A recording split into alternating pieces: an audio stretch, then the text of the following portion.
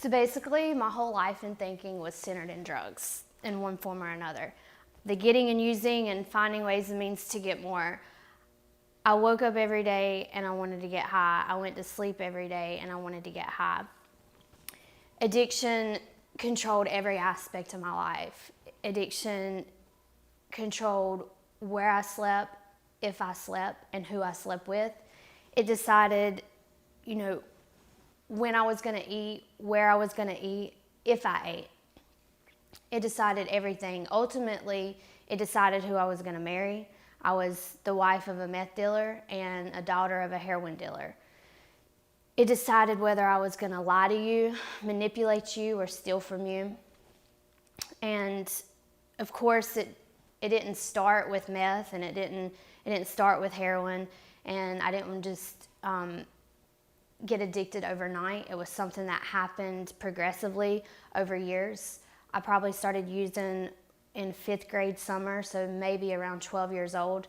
And then I was introduced to opioids at the age of 15.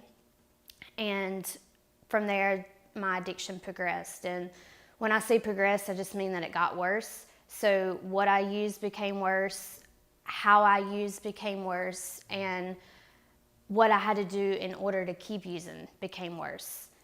And it just totally consumed me. And I found myself in this cycle of doing the same thing over and over again and getting the same results. I would get a job, I would get a car, and I would get a place to stay. But then I would lose it all because I couldn't manage anything in my life. So anything that come to my hands slipped through my hands. And the best way that I can explain it is like jumping off of a cliff. If you could just imagine for a minute jumping off, it might feel like you were flying for a little bit. Flying high, living the good life. Until you hit bottom, until gravity catches up with you, and then you're met with that shocking impact. And so that's what would happen to me. I would jump off this cliff thinking I was flying, living the good life, partying, because in the beginning it seemed like drugs were fun. And I thought that they were the solution to all my problems. I thought that drugs were the life of the party, but really they were the death of the party. And I would hit bottom, but what I would find is that when I would hit bottom, I could get back up. And I could go right back to the top of the cliff. And I could jump off and I could feel like I was flying for another moment. And each time that I would do that, I would convince myself that it would be different. Or that I could handle it this time if I just put one drug down and do another. If I just put the needle down but still take pain pills or snort pain pills, then it's okay. Just substituting, basically. Other times, I would come to the top of the cliff and I would know that it wouldn't be different, but I would convince myself that it would somehow be worth it. That moment's worth of pleasure. And then in return, I got a daytime full of misery, really a lifetime. And each time I would hit that bottom and I would just shake myself off. So when I would hit the bottom, that's when I would lose the job, I would lose the car, and I would lose the place to stay, or I would find myself in jail for selling opioids, or prison, or on probation, on house arrest. I would find myself in detoxes, in rehabs, and psychiatric wards, and then I would get out of those places and I would go right back. And at first, I really never understood that drugs were part of the problem. And it wasn't until that I hit bottom for that last time that I really started to realize that drugs were definitely part of the problem. And when I hit that bottom for the last time, it was different. And it was different because this time I couldn't get back up as times before, whereas every other time I could get up, I could shake myself off, and I could go right back to the top of that cliff. But this time, I could not get back up. And so I remember laying there lifeless, paralyzed, not being able to move, and wondering if I could just get back up from the ground that I had just barreled through. And this was a place of complete darkness, hopelessness, desperation. And I just felt so completely helpless because I knew drugs were part of the problem, but I couldn't quit using. And so I would find myself sticking a needle in my arm every day, really not even me sticking the needle in my arm. It was my husband, my now ex-husband. He was the one sticking the needle in my arm every day because I couldn't even manage to get myself high at this point. That's how much I could not function. I couldn't keep a job. I couldn't live. And I had to depend on him to take care of me. I had to depend on him to get me high. And I just found myself continuing to use, even though I didn't want to use. And it was like, in the beginning, it seemed like drugs were a choice. But somewhere along the lines, like that choice was taken from me, because I would tell myself, I'm not doing this again. I'm never doing this again. And I meant it with every fiber of my being. I meant it. But I found myself doing it again. And so it was in that place of complete darkness that I started to seek out an understanding of God. And I had been taught, things as a child growing up about who God was, but I had no real experience for myself. And anything that I had ever been taught was out the window by this point. But in that place of darkness, I knew that I needed something to help me. And I knew that by this point in time, I had something more bigger. It was bigger than just the drugs. And I knew that I had a spiritual problem. And I connected God with spirituality. And so what would give me hope was in that place of darkness, I would look out at the sky. And I would see the moon and I would see the stars. And I would think to myself, whoever or whatever made those stars had to be good and could help me. Because how I come to the conclusion that whoever made those stars was good was the fact that those stars in that sky never failed me. So from the time that I was a little girl all the way up until that moment in time, even until now, I could go out at the same time every night and those stars would be there and they would never change. And this was really important for me because up until this point, everything in my life that I thought was good actually turned out to be evil. And everything turned on me. So just like I thought drugs were the solution to all my problems and I thought they were this good thing in my life, they actually turned out to be the opposite. The man that I married, the drug dealer, I thought he was a good man, but then I would wake up one day to him saying, Chasty, we can do this the easy way or the hard way, while reaching for his belt and counting to 3. Or being put on the operating table. So it was really important for me that these stars never changed. And so it gave me hope that there was something bigger than me that could help me, and that was good. And so I continued to seek out that understanding, and I grabbed a hold of an understanding, and I put my faith in Christ. And something inside of me changed. And I gained some momentum. I was able to quit using the drugs for a little bit, but only for a little bit. And I started going to church. I started reading my Bible. I started studying. I went back home to my mom's and I turned my closet into a prayer closet, and I just developed this relationship with Christ, and very intimate. But I still kept going back to my husband and the drugs, and I couldn't understand why. And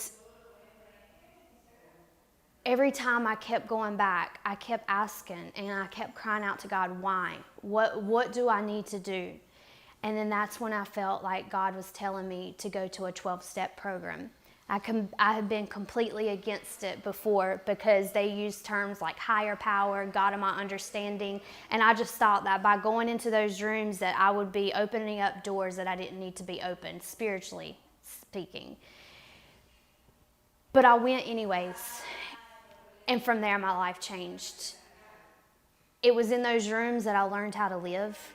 And I walked into those rooms and I said, my name's Chasty, I'm an addict, I'm a newcomer, and I need help. And from there, people just embraced me, and they just genuinely looked out for my well-being without wanting anything in return. They didn't want money in return. They didn't want dope. They didn't want sex. They didn't want any of that. They just genuinely wanted to see me succeed and live a new life. And from there, I just started to take some of the suggestions that they gave me, and they told me don't use no matter what, and no matter what, don't use.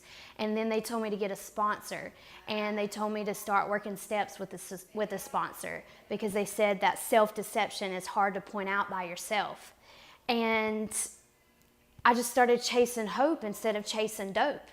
And I started to apply the same effort that I used to find ways and means to get more drugs, to find ways and means to maintain my recovery. And so the same determination that I would use out on the streets when I would leave my mom's house walking a 45-minute drive, I took that same determination to find rides to go to meetings. And so I would go to meetings every day in the beginning. And the same trust that I would apply to either my ex-husband or other dope dealers, trusting that when I put money in their hand, they're going to come back with it, or they're going to give me some good dope whenever they come back and not flex me. I put that same trust in people in the program, like a sponsor and other recovering people. And I just started to grow, and I just started to live life. And I think the difference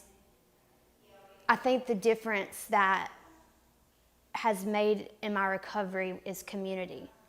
And that's why I can never quit using before. Even when I had that intimate relationship with God and developing and cultivating that relationship, I was by myself.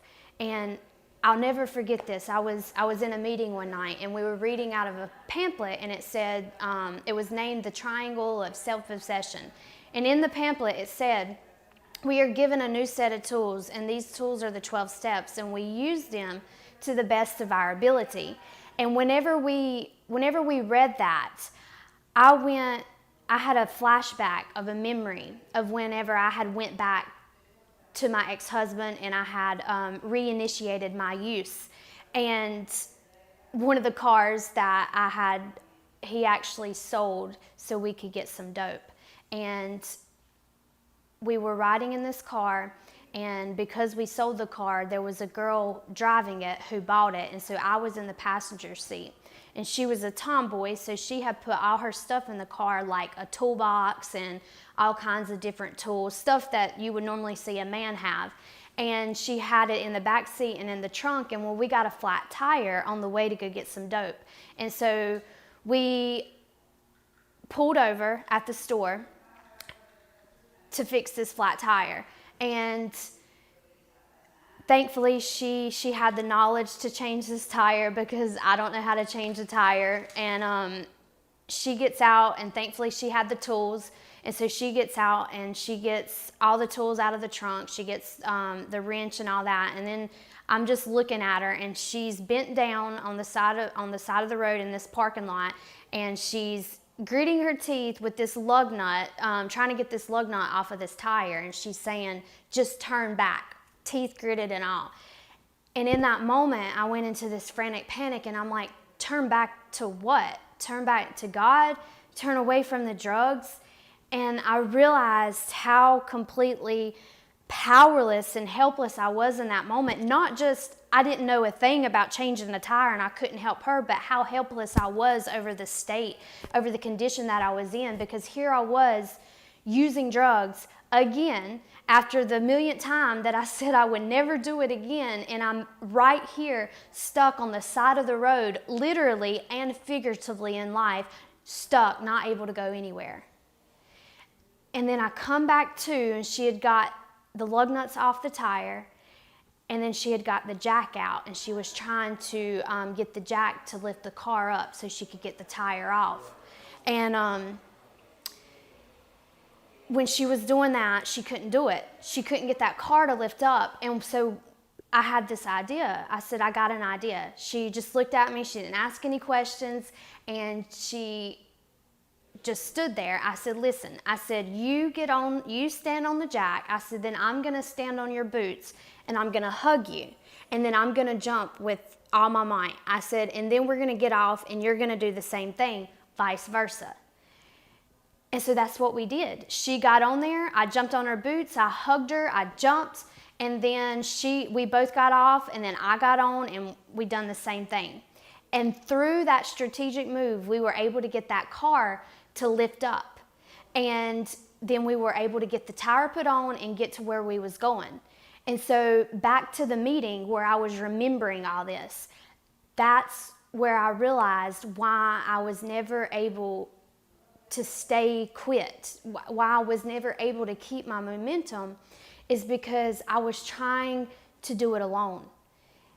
That's why my relationship with Christ alone isn't sufficient. I need other people around me.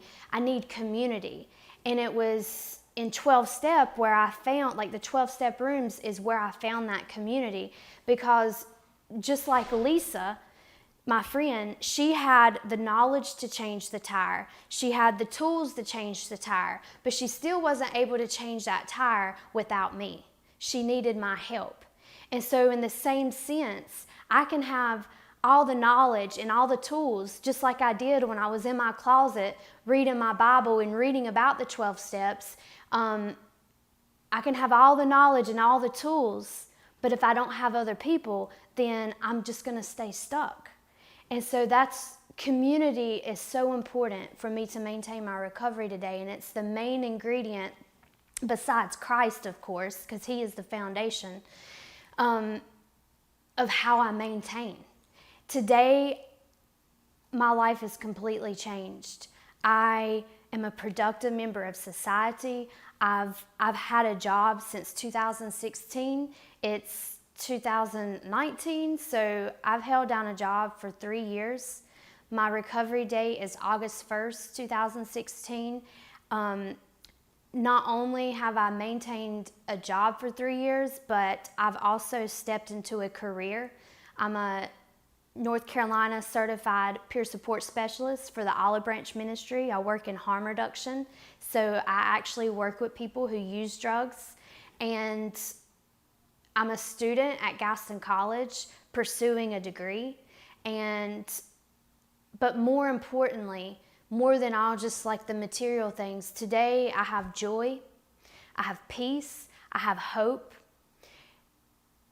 And before, the only hope that I had it was like a cloud. You look at it and then you turn your head and then you look back and it's gone. Poof, faded away. The joy that I had when I was using drugs was circumstantial. So 99.9% of the time, my circumstances weren't going the way that I planned. So you do the math. You can see how much joy I had. The peace that I had would only be for a moment, and then in a blink of an eye, it would be snatched away from me. But today, I can wake up and my peace never leaves. My joy never leaves, and my hope never leaves. And it doesn't matter what I go through in life, because I have learned spiritual principles and learned how to apply those spiritual principles to my life, and actually learned how to live and learn to cope with everything that life brings me and manage it. I can get through anything, and I don't have to use any dope because of it. And that means when my brother dies of an overdose, with just 4 months free myself, I don't have to use. When my car breaks down, I don't have to use. When my phone messes up, I don't have to use. And when my house burns down, I don't have to use. And even through those tragic situations that life brings, I can still have joy, and I can still have peace, and I can still have hope, all because I put down the dope.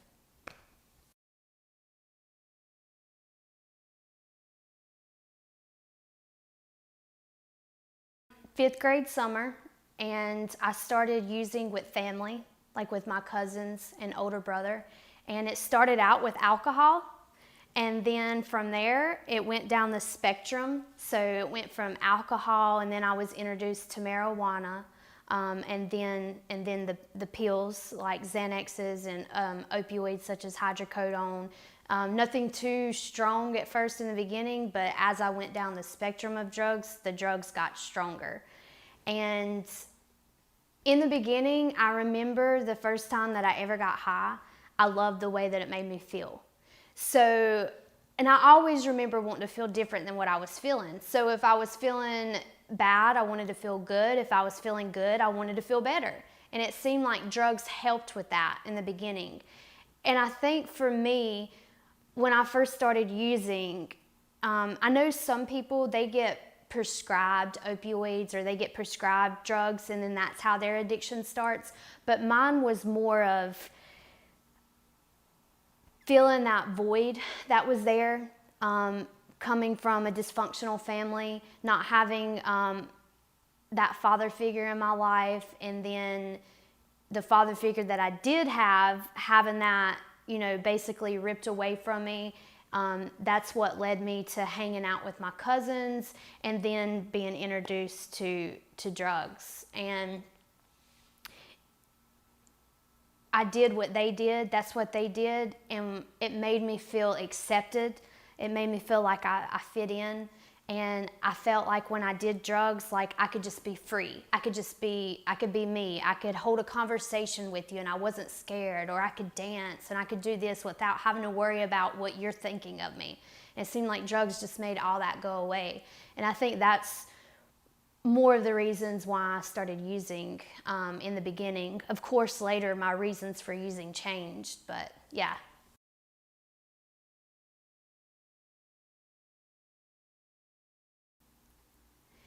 There's been a lot of people along the way, but there at the latter end of my addiction, what really pushed me to get help was just, it wasn't really necessarily one person, because I had a lot of people telling me that I needed to get help, but I never heard it, or it never just clicked. So it was more of that feeling like I was spiritually dead that caused me to get help. But once I started that process of being able to get help, in the beginning it was very rocky. So as I mentioned before, I reinitiated my use several times, even after trying to take that path of recovery. And from there were significant people in my life who really helped pull me along. One of them in particular that I can think of is a lady named Becky. And she actually is in recovery from addiction as well. And she is a licensed addiction specialist. And how I met her was at a church that I started going to, and she played the piano there. And she played a significant role in my life. I remember specifically when I had 11 days free from the progressive 12-year-long addiction, my ex-husband sent me 3 messages, and one was a picture of him holding liquid morphine, which was my preferred drug of choice, in his hand. The second picture was a picture of a necklace, the Superman symbol in the shape of a diamond. And then the third picture was him holding a bag of morphine pills. And obviously he was trying to get me to come back through the drugs. And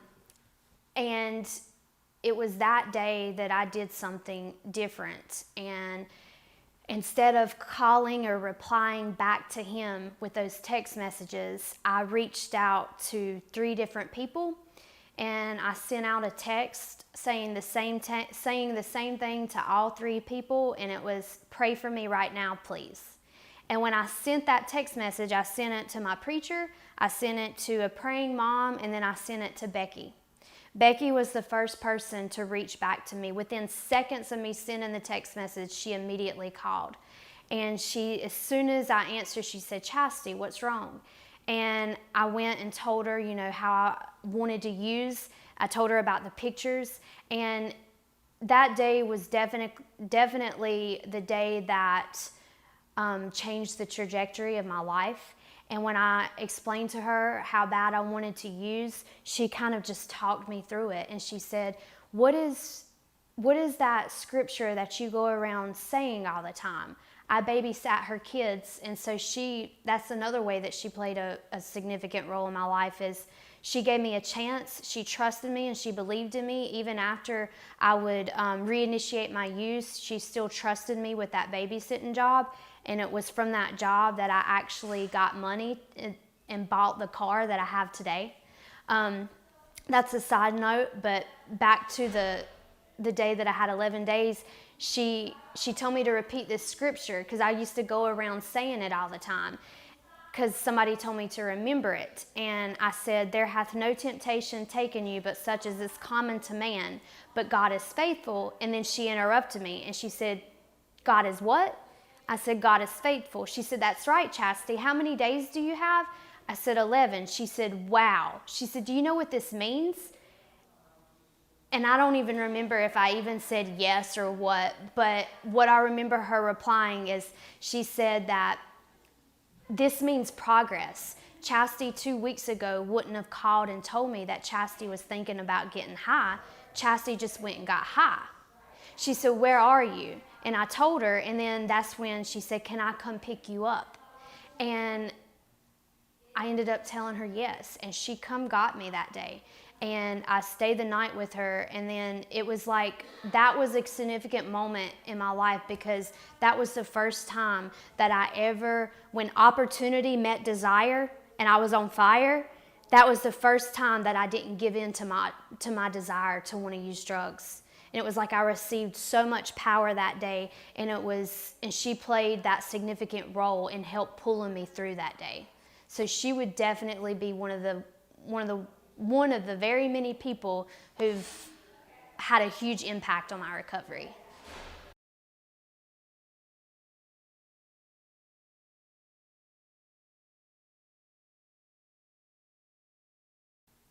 When I decided to pursue recovery and to pursue my walk of faith, I had to let go of everything and everyone that I had ever known.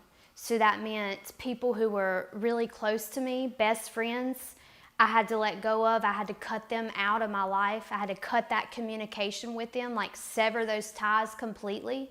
Even with my marriage, even though that was an abusive, toxic marriage, I still was very much attached to him, and leaving him was very hard.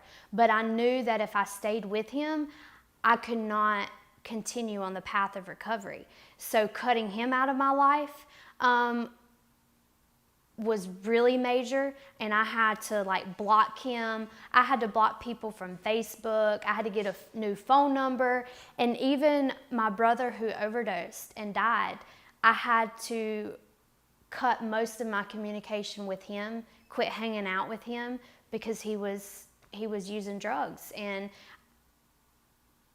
when you're trying to pursue recovery, coming from a background like that, cutting out and avoiding old people, places, and things is major. It is huge. That is one of the reasons too why I would keep going back, because I would always go back to that familiar place or those familiar people. And even though I might not use that first week or first couple of days I was with them, eventually I would end up doing the same thing, because they were not taking the same path that I was.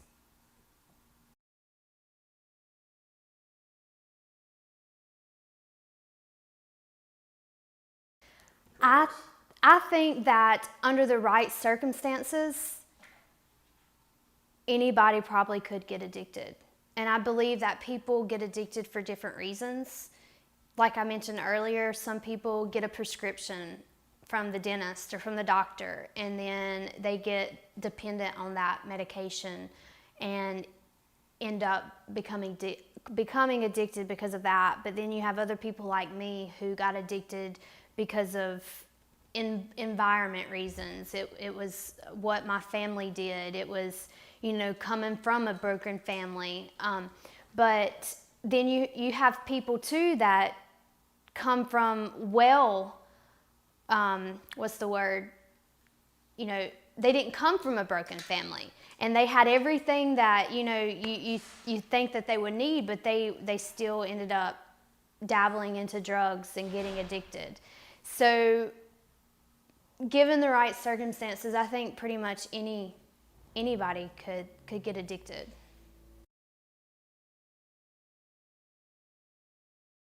Actually, there was a time that I did overdose, and this was maybe 2014, and it was an opioid overdose. I was using heroin at the time, and what I remember about that day is I remember that I hadn't done any like big shots that day, and when I say shots, I mean like, dope. I just did mainly like washes, and washes are just like somebody doing a shot and you just getting what was left over. So not like a full-blown shot. And I remember all day, it was like I couldn't get enough dope in me to get well, to keep from being sick.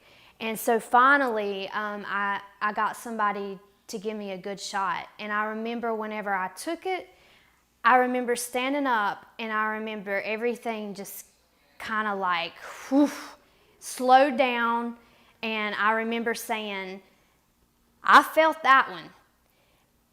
And then I remember sitting down, and then that's really all I remember until I woke up. And from what they told me, they said that I was sitting in the chair, and then they looked over and I was slouched over, and that I was non-responsive. And when they seen that I wasn't responding to them, they said that they pulled me out of the chair and laid me on the living room floor. And they said that my lips started to turn blue.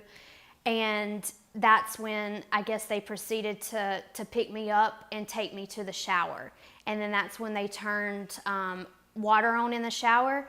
And that's whenever I woke up. And so what I remember from there, I just remember everything was black at first, and then it was a big blob, and then I saw like a big blonde blob.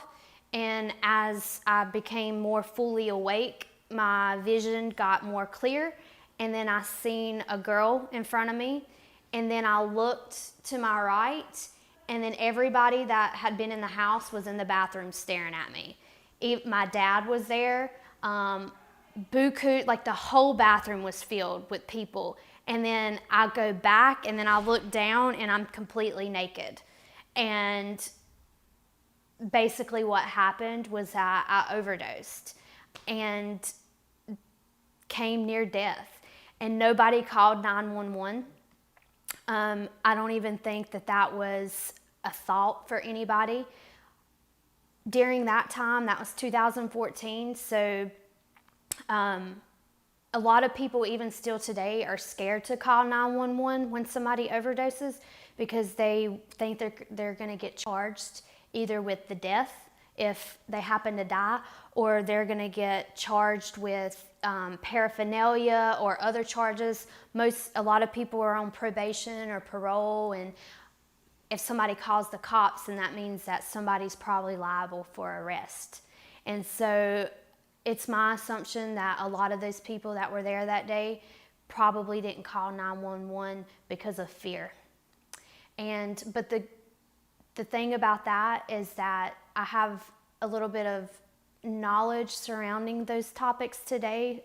Working in harm reduction and working at the organization that I work for, I've come to know that and I tell folks all the time, especially people that I work with, people who use drugs, do not be afraid to call 911. In the state of North Carolina, we have a Good Samaritan law. And underneath that law, one was passed in 2013, and the other, and an addition was passed to the law in 2015, that anybody, if they call 911 and somebody's overdosed, if they give the caller their name, then they cannot be prosecuted or charged for small amounts of most drugs.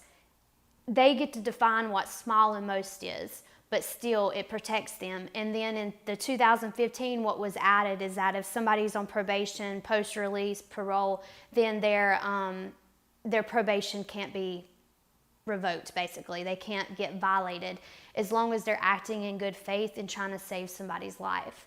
But also too, that makes me think about Narcan and naloxone, because nobody in my circle when I was using, I never even heard of Narcan or naloxone, but that is the medication that reverses an opioid drug overdose. And the organization that I work for, we distribute that for free at no cost to those who are at high risk for overdose. So people who use drugs, or people who might have a family or a loved one. And the medication is a lifesaver, because it literally brings somebody back to life. And if somebody's overdosed, then you can administer the medication and it just tells their brain to breathe again. And it's actually nicknamed the Lazarus drug, because it basically brings somebody back to life. So that's really important, I think, for anybody to have or carry, even if they're not a drug user, just because the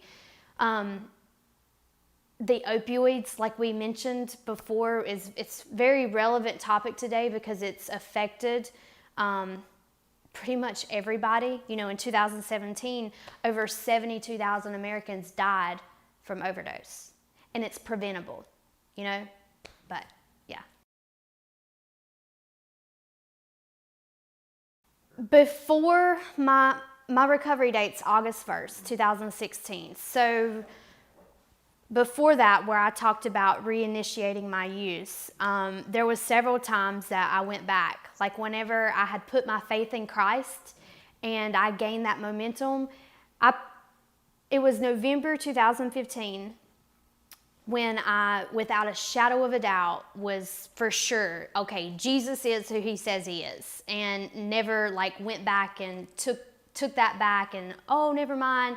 It was that month, that year, that I finally decided, yes, Jesus is real, and I put my faith in him.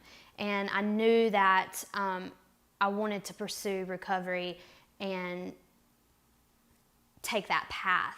But for 9 months, I struggled with going back. And I can remember that December, I had a mixed drink and went to a bar for Christmas with some folks that were like family, right? And then January, my birthday came, and me and my mother went out for dinner, and we had a mixed drink because I can handle it, right?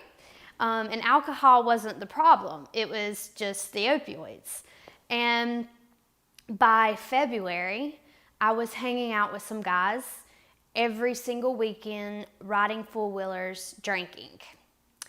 And then by March, I had went back to my husband, and I was back shooting the opioids, heroin and morphine and meth every single day. And then I went to rehab that April for 30 days. I come right back out and I did the same thing, and I got high again. I went back to my husband, and then he went to jail, and I did good for while he was in jail, and then he got out that July of 2016, and then I got high twice within that same week, almost 2 weeks. And then that last time was the last week of July, which is why my recovery date's August 1st. So going back and reinitiating use, which is basically the same thing as relapse and reinitiating use is basically the same thing. It's just terminology is a little bit different, and depending on what environment you're in is, you know, because a lot of words now we try to change to reduce stigma. So yeah. Find a community, whether that's through 12-step, smart recovery. There's all kinds of different avenues. Church, there's different avenues where people can find community, but find a community, because community is so important. And reach out to somebody. there's plenty of people in this world. There's help available. And what I would want them to know is that while addiction may be real, because it's very much real, but so is recovery. It's possible. And any person can quit using drugs, lose the desire to use, and find a new way to live.